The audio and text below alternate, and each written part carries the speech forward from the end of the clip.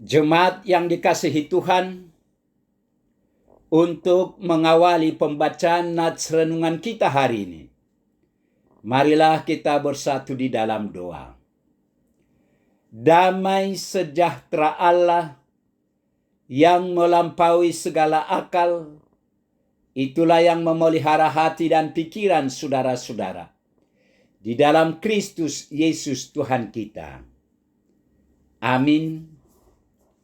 Bapak, Ibu, saudara-saudara yang dikasihi Tuhan, firman Tuhan nats renungan untuk kita hari ini, Senin tanggal 16 September 2024, sesuai dengan Almanak HKBP, tertulis dalam kitab Mazmur, pasal yang ke-22 ayat 32. Mazmur 22 ayat 32. Mereka akan memberitakan keadilannya kepada bangsa yang akan lahir nanti, sebab ia telah melakukannya. Mereka akan memberitakan keadilannya kepada bangsa yang akan lahir nanti, sebab ia telah melakukannya. Demikian firman Tuhan. Beritakan keadilan Tuhan. Saudara-saudara yang dikasihi Tuhan, pada dasarnya, pujian akan mudah keluar dari mulut kita ketika hidup kita berjalan lancar. Lalu bagaimana jika hidup kita tidak baik-baik saja, bahkan berada dalam pergumulan dan penderitaan? Apakah kita tetap memuji dan memasyurkan namanya? Puji-pujian kepada Tuhan yang disampaikan oleh Daud tidak dapat dilepaskan dari konteksnya, yaitu seruan Daud di tengah penderitaan yang hebat dalam hidupnya. Dalam penderitaannya, terlihat seolah-olah Tuhan meninggalkan Daud. Namun, pergumulan dan penderitaan itu tidak membuat Daud putus asa dan menyalahkan Tuhan. Sebaliknya, dalam perikop yang kita baca ini, Daud memuji dan memasyurkan nama Tuhan. Daud memuji Tuhan dengan alasan dua hal. Yang pertama, karena Tuhan tidak memandang hina penderitaannya, tidak menyembunyikan kehadirannya, dan Tuhan mau mendengarkan seruannya. Artinya, Tuhan tidak pernah meninggalkan Daud di tengah penderitaan karena ia adalah Allah yang peduli. Daud telah mengalami pertolongan Tuhan yang ajaib.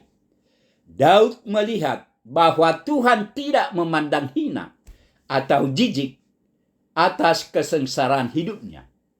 Tuhan tidak menyembunyikan wajahnya kepada yang tertindas. Daud yakin betul Tuhan mendengar ketika ia berteriak minta tolong. Maka saat pertolongan Tuhan nyata, mulutnya tidak henti-henti memuji Tuhan. Artinya, hati yang tersentuh oleh kebaikan Tuhan tidak akan membiarkan mulutnya berdiam diri.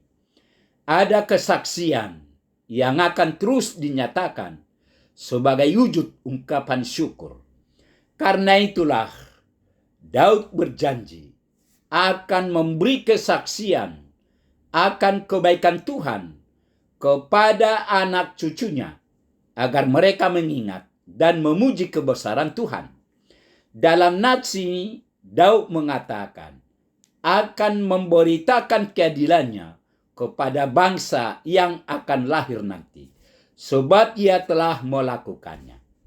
Yang kedua, penderitaan ini tidak membuatnya menjauh dari hadirat Tuhan.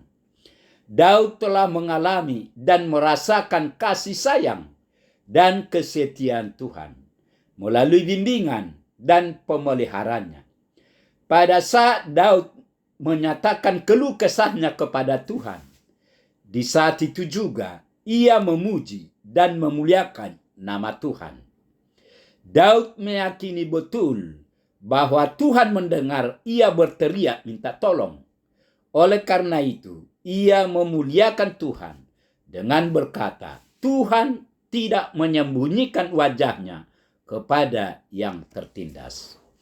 Bapak, Ibu, saudara-saudara yang dikasihi Tuhan, pergumulan yang Daud alami tidak membawanya pada keputusasaan, melainkan mendorongnya untuk lebih dalam menghayati kasih Allah dan memampukannya untuk bersaksi kepada banyak orang, termasuk pada bangsa yang akan lahir nanti, tentang kasih Allah sebagai penolong dan penghibur dalam kesesakan, agar setiap orang juga percaya, mengharapkan, merasakan, dan memuliakan nama Allah. Sikap Daud yang memberi kesaksian akan kasih karunia Allah telah menunjukkan bahwa hati yang tersentuh oleh kebaikan Tuhan tidak akan membiarkan mulut berdiam diri. Saudara-saudara yang kekasih, puji-pujian Daud menyadarkan kita bahwa ada kesaksian yang akan terus dinyatakan sebagai wujud ungkapan syukur. Kesengsaraan dan penderitaan memang tidak terlepas dari kehidupan setiap orang percaya.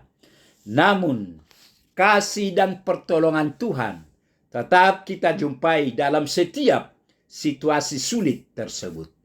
Oleh karena itu, sebagai tanggapan atas kasih Allah, marilah kita mensyukurinya dengan tidak membiarkan kasih-Nya hanya dialami dan dirasakan oleh kita, tetapi membagikannya kepada sesama, termasuk kepada bangsa yang akan lahir nanti, dengan menceritakan Allah yang penuh kasih, agar sesama kita juga boleh melihat dan merasakan kasih Allah melalui pengalaman hidup kita.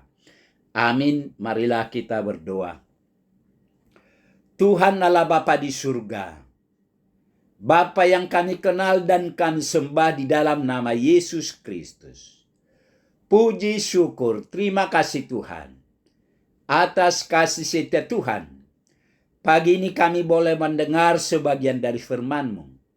Berkatilah firman-Mu ini ya Tuhan, agar firman-Mu itu menjadi terang hidup kami. Terima kasih Tuhan. Dalam Yesus kami berdoa dan mengucap syukur. Amin.